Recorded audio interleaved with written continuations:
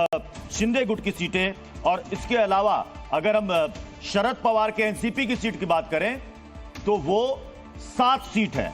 अब इससे आप अंदाजा लगा सकते हैं। और अजीत पवार का गुट यानी कि अजीत पवार की एनसीपी वो 1 सीट। इससे आप अंदाजा लगाइए कि यहां पर एमवीए महाविकास अघाड़ी ने कैसे यहां पर बढ़त बनाई है। बीजेपी को बहुत उम्मीद थी इस बार कि शिंदे गुट के साथ यहां पर बीजेपी पिछला कारनामा दोहराई, हालांकि पिछले कारनामे के वक्त उस वक्त शिवसेना इंटैक्ट थी, उद्धव ठाकरे साथ में थे। इस बार 2 फाड़ हो चुकी है। अब सवाल है कि महाराष्ट्र में भी हमें दिख रहा है कि यहां पर एनडीए को यहां पर नुकसान हुआ है, हमें यूपी में भी दिख रहा है कि यहां पर एनडीए को नुकसान हुआ है। मैं सुलेमान मोहम्मद जी आपके पास आ रहा हूं। अब ये बताइए कि वजह मंथन तो इस पर तो चर्चा और बैठकों का दौर चलता रहेगा, लेकिन 328 सीटों पर आप चुनाव लड़े, उसमें आपको क्या लग रहा है, आपका अंदाजा क्या है?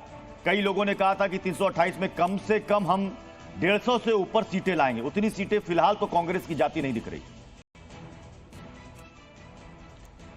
देखिए, ऐसा है कि ये कांग्रेस 328 सीट लड़ी थी, लेकिन बाकी बची हुई तकरीबन 215 सीटें इंडिया अलायंस के पार्टनर्स ने लड़ी थी। ये चुनाव इंडिया बनाम एनडीए था और उस चुनाव का नतीजा आपके सामने है।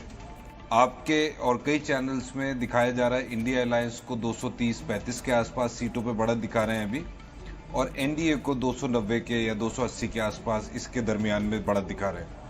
मेरे नजदीक ये